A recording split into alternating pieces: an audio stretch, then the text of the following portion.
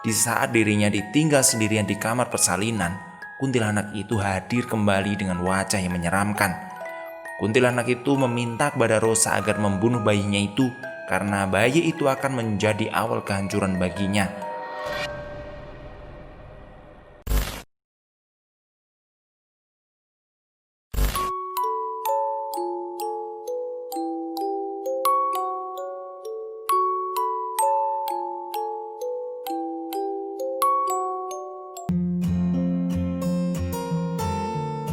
Assalamualaikum warahmatullahi wabarakatuh.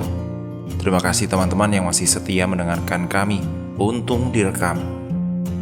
Dan kali ini saya tertarik dengan satu tulisan dari Restu Wiratmaja. Terima kasih buat Restu Wiratmaja yang sudah mengizinkan tulisannya saya baca. Tapi sebelumnya jangan lupa klik tombol subscribe, like, dan juga komen sebagai dukungan teman-teman kepada kami. Mari kita dengarkan ceritanya. Susuk yang lagi viral. Saya punya cerita menarik tentang seorang yang melanggar pantangan susuknya. Kisah nyata di balik cantiknya seseorang hingga petaka yang didapati ketika melanggar pantangan susuknya. Ini berawal dari cerita seorang wanita yang awalnya insecure banget dengan wajahnya. Entah mengapa dia berkeinginan untuk menggunakan susuk di usia yang sangat remaja. Sebut saja Rosa. Berawal menggunakan susuk mulai berumur 17 tahun. Bayangkan saja, di usia segitu dia sudah berani menggunakan susuk dengan alasan untuk merubah penampilannya. Di masa SMA, penampilan Rosa berubah total. Tubuhnya menjadi sangat seksi. Penampilannya mencetar hingga dia disebut sebagai primadona di sekolahnya. Namun, siapa yang menyangka bahwa susuk itu akan menjadi petaka baginya, bagi keluarga yang akan dibangunnya kelak. Ini merupakan sebuah adaptasi sosial. Alur dan jalan ceritanya saya sendiri yang membuat berdasarkan narasumber yang kuat. Semoga saja bisa membongkar sedikit demi sedikit orang yang tak pernah bersyukur atas nikmat yang Tuhan berikan ya. Mari kita mulai ceritanya. Jawa Tengah, tahunnya 2004. Di saat masa orientasi siswa menjadi sebuah sorotan, Rosa tampak tidak percaya diri karena wajahnya yang penuh jerawat. Bahkan dia dikatakan tidak ada satupun lelaki yang mendekatinya. Dan akhirnya, di usia yang masih remaja itu, sekitar 17 tahun, ada yang bilang 16 tahun, Rosa memutuskan untuk pergi ke suatu tempat yang tidak disebut keberadaannya dengan tujuan menanamkan susuk di wajahnya. Awalnya dia tak mau karena itu merupakan tindakan dosa dan melanggar nikmat yang Tuhan berikan. Atas ajakan temannya yaitu Siska, Rosa pun luluh dan kemudian ikut ajakan teman dekatnya itu. Tepat jam 3 sore, saat bel pulang sekolah berbunyi, Rosa dan Siska berangkat menuju tempat menanam susuk itu. Dari rumahnya, Rosa sudah menyiapkan baju ganti agar tidak dikira baru pulang sekolah. Begitu juga dengan Siska. Mereka berdua seperti sudah janjian terlebih dahulu. Rosa dan Siska menemukan seorang kakek tua pemasang susu itu. Begini kira-kira percakapan mereka. "Dok, sampean yakin toh pengen dipasang ke susuk?" tanya kakek itu kepada dua wanita itu. "Enggak, Mbah. Iya, saya yakin," jawab Rosa. "Nanging eling ngoyo, susuk kui kathah lho pantangane. Yang intinya kamu itu harus ingat bahwa susuk itu banyak pantangannya," ucap kakek itu. Rosa dan Siska hanya terdiam berpikir. Mereka berdua belum mengerti sedikit pun tentang susuk dan juga menggunakan dari susuk apa dan resikonya apa. "Mbah, pantangan itu apa ya?" tanya Siska. "Pantangan itu larangan, Dok. Dari adat budaya leluhur kita," jelas kakek tua itu. Awalnya Rosa dan Siska menolaknya, namun karena tujuan awal kedatangannya adalah ingin merubah penampilannya, Rosa dan Siska pun menyetujui pantangan itu. Menurut narasumber, yang menggunakan susu itu hanya Rosa seorang. Namun ada juga yang mengatakan bahwa Siska ikut menggunakan susu itu, namun tidak sebanyak Rosa. Pantangan tersebut antara lain adalah tidak boleh memakan pisang tanduk dan pisang emas. Yang kedua, tidak boleh memakan sate. Tidak boleh memakan labu atau sayur yang terdapat labunya. Dan yang keempat, tidak boleh mendekati daun kelor. Siska dan Rosa setuju akan pantangan itu, dan akhirnya mereka pun dipasang susu. Rasio perbedaan menggunakan susu yang digunakan Rosa kepada Siska mencapai 10:1.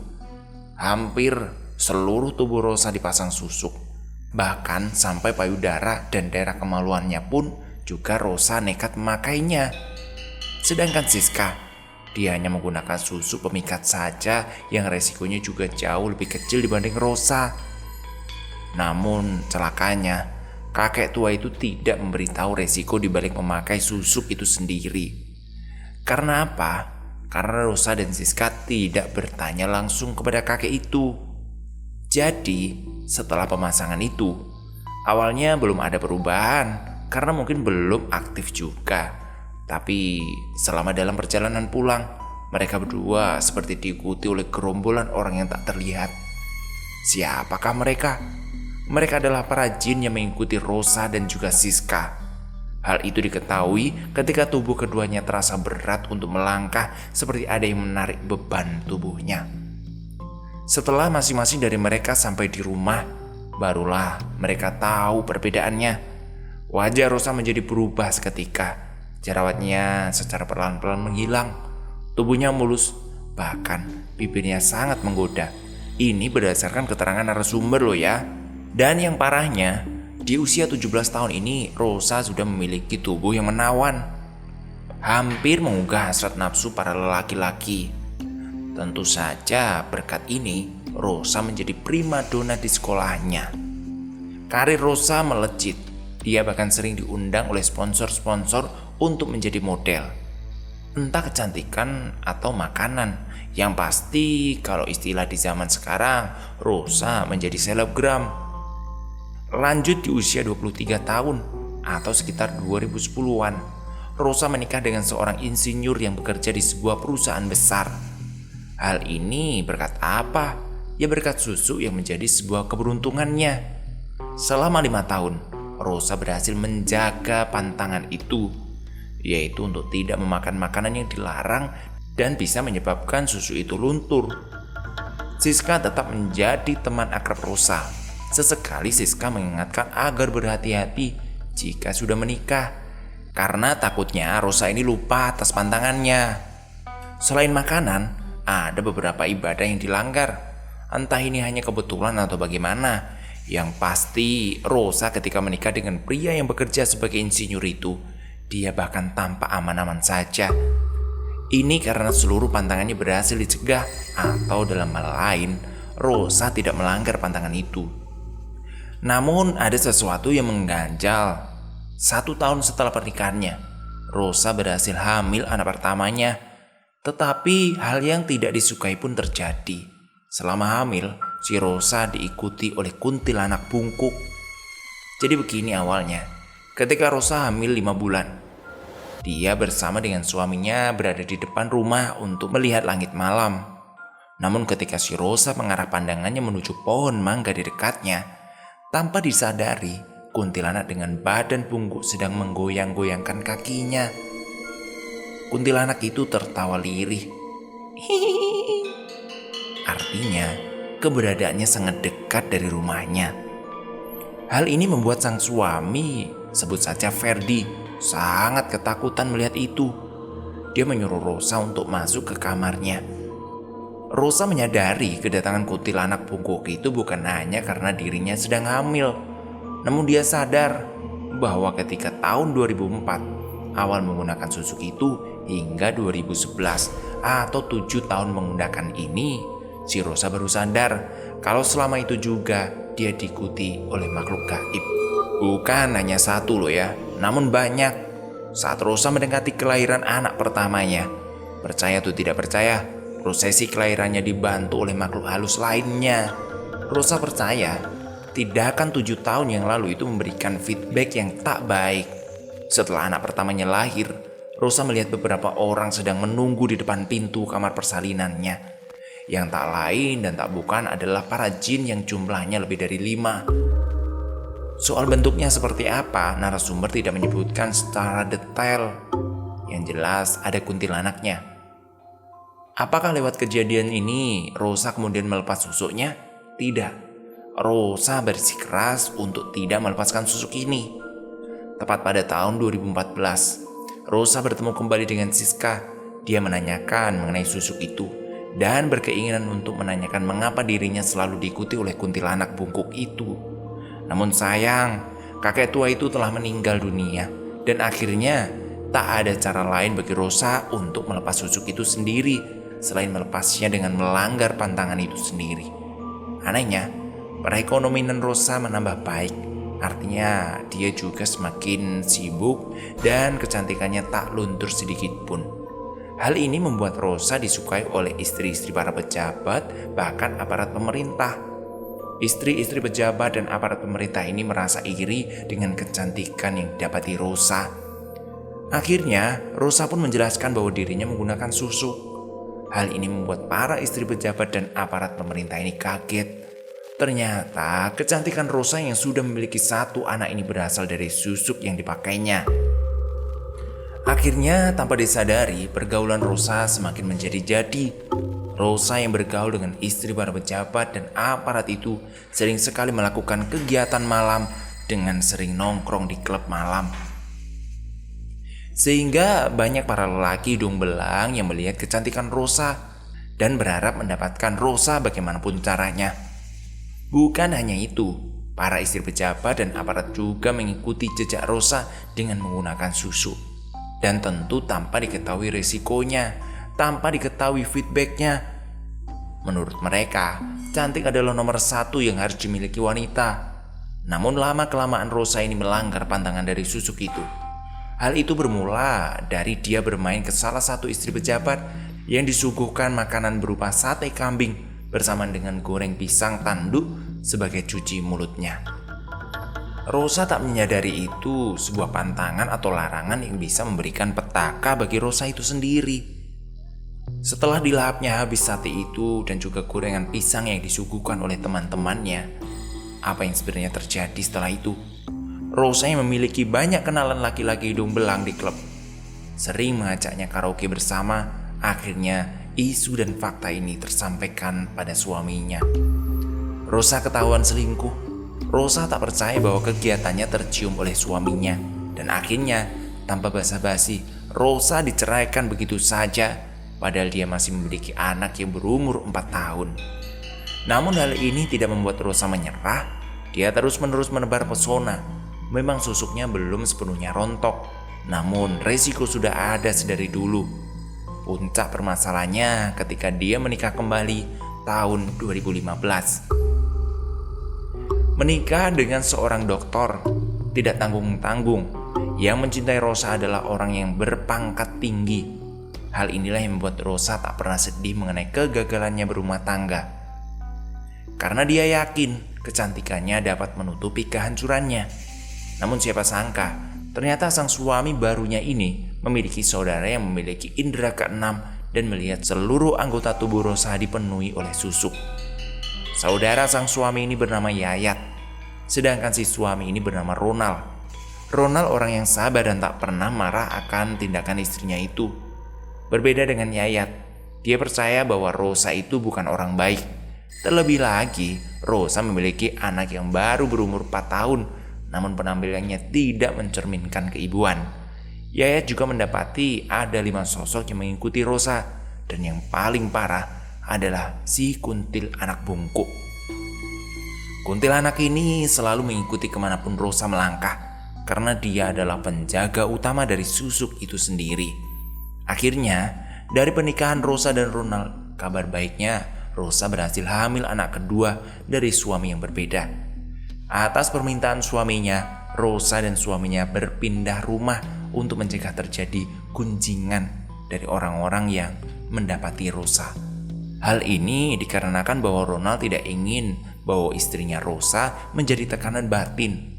Tentu saja atas kebaikan suaminya, Rosa kini hidup sesuai dengan jalannya. Dia masih sama seperti dulu, nongkrong di klub. Belum ada perubahan sama sekali dari diri Rosa. Namun di umur kehamilannya yang 3 bulan, si Rosa ini ngidam. Dia tidak mau didekati suaminya, bahkan sangat benci dengan suaminya. Bukan karena itu, dia tidak ingin makan dan minuman apa-apa. Hal ini membuat ketakutan diri Ronald semakin menjadi-jadi. Dan akhirnya Ronald pun memperkerjakan seorang wanita yang kebetulan dia juga memiliki penglihatan yang tak bisa dilihat oleh orang biasa. Sebut saja namanya Bi Inem. Bi Inem memiliki tugas yang unik. Setiap jam 11 malam, dia harus memijati kaki Rosa yang saat itu masih hamil 3 bulan. Katanya kaki Rosa di jam segitu seperti ada yang mukul-mukulin. Hal ini membuat Bi Inem mendapatkan tugas sebagai tukang pijit pribadi Rosa. Selama 9 bulan kehamilan Rosa, Bi Inem setia memijati Rosa jika tidak ada kendala. Namun puncaknya ketika tubuh Rosa tampak kelelahan. Bi Inem mendapati banyak jarum berwarna emas berjatuhan dari tubuhnya. Tentu saja Bi Inem terkejut melihat itu. Setelah diteliti, Bi Inem baru sadar bahwa si Rosa ini menggunakan susuk yang mana susuk itu sudah habis. Itu artinya sedikit demi sedikit susuk itu berjatuhan. Tapi naas, Bi Inem hanya memendam diri. Karena posisinya sebagai pekerja, dia menutup mulut dan fakta busuk yang didapati dari tuannya itu.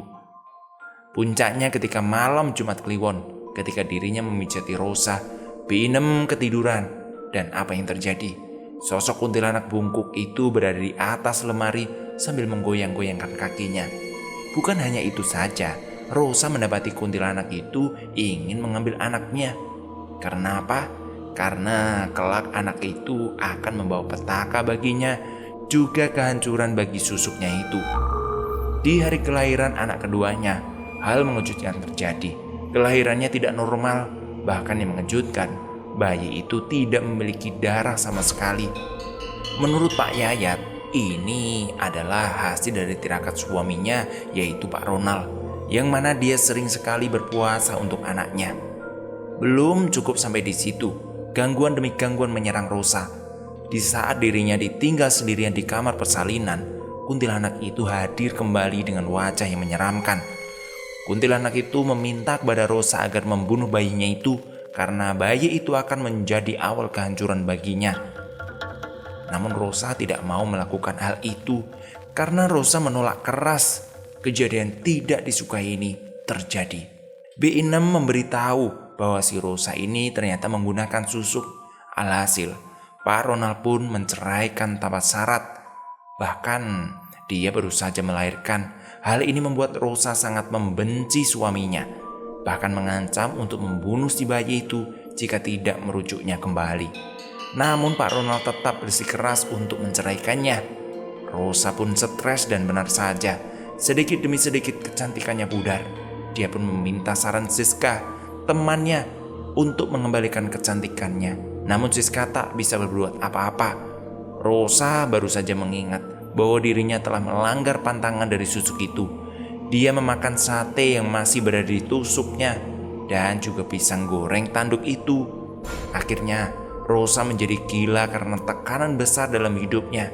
Pada tepat tahun 2017, dia ditemukan tewas. Beberapa narasumber menyebutkan bahwa Rosa bunuh diri. Namun narasumber tidak menjelaskan secara detail bagaimana aib itu terbongkar. Pelajaran terbesar dari sebuah cerita ini adalah bahwa kecantikan itu tercipta karena akhlak, serta menyukuri apa yang telah diberi sama Tuhan adalah sesuatu kerahmatan. Jika rasa syukur telah hilang, sudah pasti berbuat yang dilarang agar menjadi acuan untuk menebus ambisinya. Jadilah diri sendiri. Terima kasih sudah mendengarkan cerita Restu Wiratmaja ini. Semoga kita bisa mengambil hikmah dari semuanya. Terima kasih. Jangan lupa klik tombol subscribe, like, dan juga komen. Terima kasih. Assalamualaikum warahmatullahi wabarakatuh.